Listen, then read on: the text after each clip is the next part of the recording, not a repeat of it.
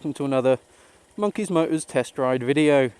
So as you may have guessed, today's video is a bit different.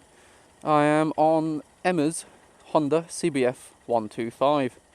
So I thought I'd make this video for some of my younger viewers and also people who aren't currently riding a motorbike and are thinking about starting up, because this is what you'll be looking at. So this can be ridden on the lowest class of license in the UK once you're over the age of 17, I think. It has 11 brake horsepower at 8,000 RPM, and it makes an 8 foot-pounds of torque at 6,250. So it's not the quickest bike I've ever ridden. So I've only ridden it from home to Tesco's. Managed to get the whole kind of Tesco car park to myself pretty much, and you'll see about that when we come to leave. But yeah, I have checked. It is legal for me to ride with the L plates still on, but just not recommended. But it's not illegal, so before you start complaining. Seat height is a surprisingly high 792, so it's only 8mm lower than my Hornet, and it doesn't feel too different from the Hornet. It does feel like a big old bike having my feet down, especially I find these foot pegs stick out quite a bit, and they're kind of naturally where your leg wants to be when it's straight down. So when I put my leg straight down, I have to have it going all the way round that foot peg, whereas on my bike the foot pegs are back a bit, I guess, a bit sportier. I can kind of put my foot straight down and I don't have to go out and down. So despite it being 8mm lower, the fact your leg has to come round those pegs, it feels like quite a tall bike. I'm surprised Emma manages. She's only little. My inside leg and all that will be on screen, and I'll stick Emma's inside leg on as well, because she's only like 5'2" or something, and she manages, but she is on like 1 foot down tiptoe when we come to a stop. It comes with a centre stand, which is really handy for when it comes to lubing your chain, because you can just have it up, spin it round, get your lube on. I wish I had a centre stand on my bike, although it can cause ground clearance issues, but as a learner you shouldn't really be needing to worry about that. So yeah, I guess I'll get my arse on the bike, go out for a little spin, and oh, how did that car get past? Oh, the gate's open now. Anyway, I may have slightly broken into Tesco's car park. These big old red gates that say stop were shut, but that man's just come and opened them, which is nice. I might have come up the footpath to get in here. But let's see if we can do the whole on a side stand, off the side centre stand. Never done that, that was fun. But yeah, I'll pootle about. Now that I can legally leave Tesco car parks, quite nice. So yeah, see that barriered footpath up the middle between those trolley, that's what I come up there, I did, because these gates were shut. But anyway, I will come back as I give you my thoughts and feedback. Oh, I apologise if the face cam's a bit vibey. It seems okay when I'm on the throttle, but when I kind of come off the throttle, the single cylinder 125 does kind of rattle the frame a bit, and you might get a bit of the shakes. But yeah, so I thought to begin with I would head into town, do some kind of filtering, all that kind of low speed jazz, because I guess this is where this kind of bike's going to see most of its action, will be people just wanting to get from one side of town to the other. So first impressions of the bike so far, I am noticing the slight drop in power, down from 100 to 11 brake horsepower. It's very slow, but then that's good for a learner. It's good for you to kind of pick up how a bike works with such a forgiving engine. You can like just be horrendously poor with the clutch, and you're not going to be popping wheelies or doing wheel spins. It's very forgiving. You will have to change gear mid-corner, and even with poor clutch control, you're not going to be putting enough power to the rear to cause you to high side or anything scary like that. So it's good on that respect. It's very, it's kind, it's forgiving, just a bit slow. So another thing I would say is it is possible to quick shift on this bike like that, but you do have to move your left boot a lot. So on mine I can get away with a little kind of, just rock my foot upwards and it will bring the gear lever up enough to change gear, whereas on this I can't seem to just point my toe up enough. I actually have to like lift my whole leg up. But that was first, second, third, well, second, third, fourth, all quick shifted through, no problem. And Don't know if you can see in the mirrors or the GoPro. The cars behind me are quite far behind me. So, you know, you can push to the front of traffic lights and make a speedy enough getaway so you don't die. And that's another thing, filtering on this is so easy. You're just bobbing and weaving. It's just so agile. You know what, mate? Which is also a good laugh. Brakes I've not had to test yet, and I'm a bit worried too. They're only little skinny tyres. But those skinny tyres mean you can just change direction on this thing like nobody's business. It just turns in with the slightest input to the bars. I haven't got any cars around. You can just bam, change, it just moves, you know, it just instantly drops in. I've never ridden a bike like it. It just goes. You can get around, you can boogie on this thing, which is great. It's good fun. I'm not gonna lie. The seating position gives you a very good, clear view of the road ahead. You are sat very upright. I feel higher up than I do on my Hornet. I can just, I could see over a 4x4 if it was in front of me, which is good.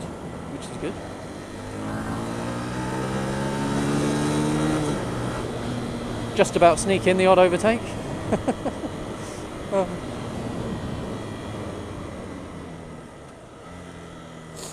Brakes aren't too bad. So yeah, the bike itself only weighs like 136 kilos. Not sure if that's dry or wet, but it's a very light bike. So despite the skinny tyres and God knows what specification brakes, it still seems to stop if you need it to. So yeah, the top speed is only going to be around 60, 65, maybe 70 if you're lucky with the wind and properly tucked down like a nutter. But I have got my knees below my elbows below my knees in this current position. What are we hitting? 65? Go on, my son. Maybe 68 indicated, so a bit slower than in real life, I reckon. But so yeah, you're not going to want to be cruising up and down dual carriageways on this, because as a learner you would be allowed on things like dual carriageway 8 roads, obviously no motorways, but you're going to have a hard time. But if you're on, national speed limit roads, you will be able to make good progress and shouldn't end up with too many dickheads aggressively overtaking you. So yeah, the switch gear seem fine. You've got main beam on and off, no flashing little trigger, I'm afraid. Indicator, that seems to work fine. Nice tactile feedback. You got a little horn, a bit quiet, and that's about it. No hazards, not much else going on. Don't know why this car's up my arse. I swear I'm in a 30 zone. I've no idea where I am. I've just gone down some road. Never been here for my life, but I am enjoying this little bike. It is, you are getting the motorbike experience. Sure, you haven't got the power, and in my opinion, for an experienced rider, the lack of power makes this bike more dangerous than my Hornet, because I can't use the throttle to escape danger. Especially say, you get to the front of the lights, you just want to disappear, or you're filtering through, and you see a hazard approaching, and sometimes the throttle is better than the brake to get out of trouble. So you haven't got that. But for an inexperienced rider, it's going to be so forgiving. You're going to be able to just be a complete twat with the throttle and the clutch. All that's going to be a bump, and you're not going to come into too much trouble. Obviously you're going to want to get that under control before you get on a big bike. You don't want to be a dickhead with the clutch and the throttle, but at least you're going to understand how a motorbike works by the time you've got that power in your hands. 'Cause I have to say, I did my direct access when I was 21 years old, so I went from never riding a bike before to 4 days later having a complete full license, ride whatever the hell I want.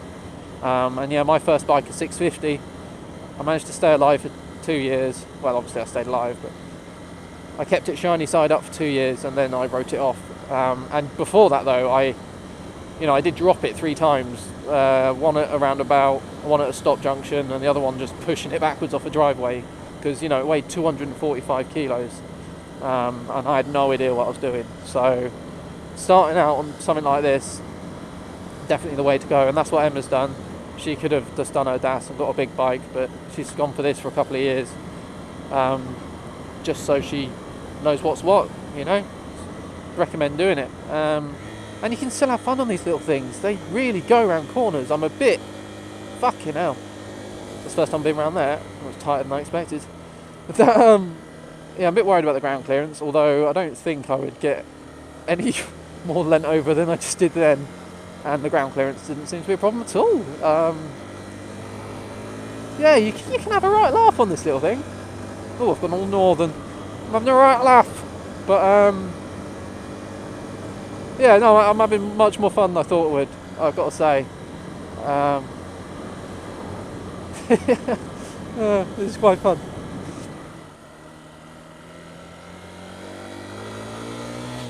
You're going to get a lot of practice changing from first to second.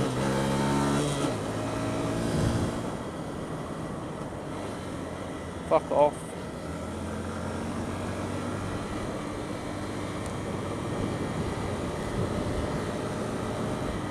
I got nodded on the 125. I nod 125s. So everyone else should too. Low speed handling, it's a piece of piss.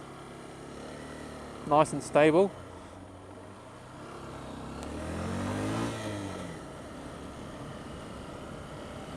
It's quite fun around the roundabouts. Getting the hang of the old quick shifting as well. Just use your whole bloody leg. Just lift that knee up. Let's chuff in, great. I'm sticking with the northern, but I just got a nod off a cruiser and I'm on a 125. Woo! That is some next level shit right there, my friend. Oh, we've got another cruiser coming. Let's give him the wave. Hello, good sir. Thank you for the nod.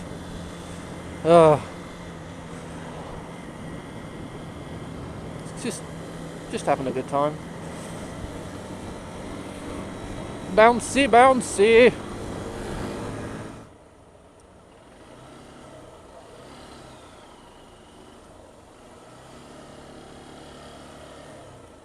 You can do some pretty tight footwear on it.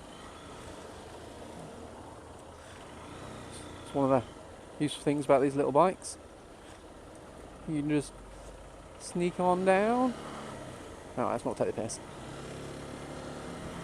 See, I don't know what it is about this bike. It's just put me in a really cheerful, playful mood, which, as an experienced rider, is surprising and also really good. It's just, I could see that kind of being a bad thing if you've got a 17-year-old sat on this. You don't want him in a playful mood because he'll die, but you can still have fun on these little things. If you're an older rider thinking about getting into biking for the first time, I wouldn't be so put off by these little 125s.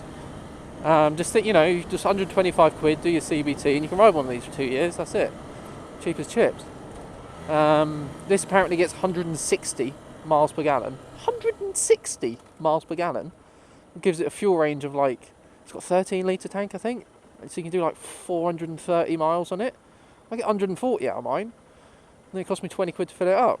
This thing, bloody hell. That's some cheap shit right there. If I'm ever poor, I'm getting myself a 125. I'm not getting a car, I'm not getting the bus. I'm getting a 125. It's been really good fun. Just got to get hang of changing first to second mid-corner, because you'll be doing that a lot. You'll be doing that a lot.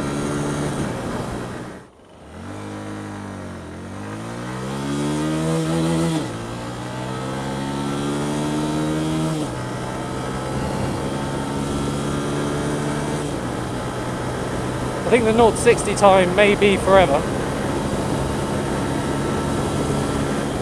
Oh no, there it is, there it is. It has to be said, there's also something quite fun about going around a corner in top gear with the throttle pinned. I haven't done this ever. Whee! Please don't crash. Whee! Top gear, which is only 5th. There's only 5 years. Throttle pinned. What are we doing? 63! Oh, it's still good fun though. It's still good fun.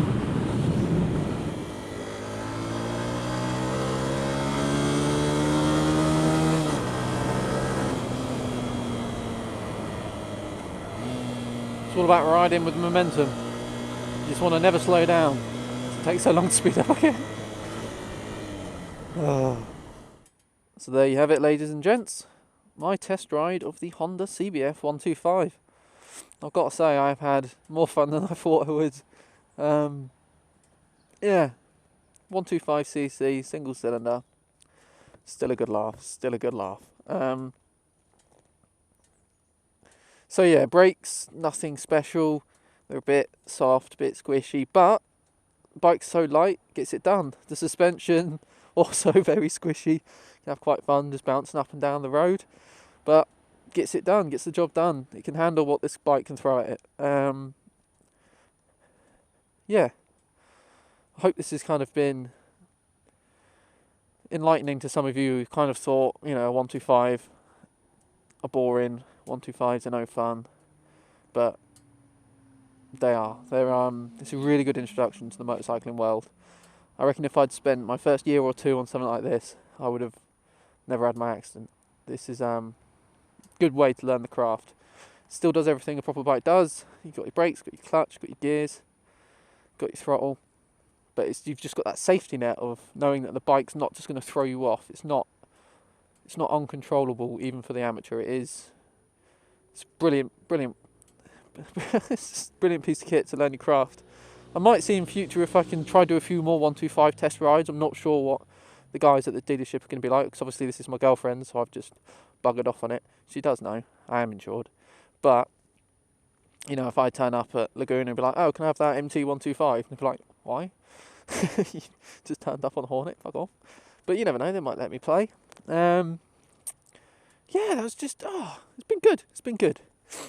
So, thank you for watching this Monkeys Motors test ride video. There will be information down in the description box, which I've probably forgot to say during this video, so feel free to read through that before you ask any questions. Any more questions, leave them in the comments. I always have a read and reply. You'll find links to Facebook and Twitter in the description as well, so feel free to click on those if you've come across this video but don't have a YouTube account and therefore can't subscribe. And yeah, thanks for watching. I'll see you next time.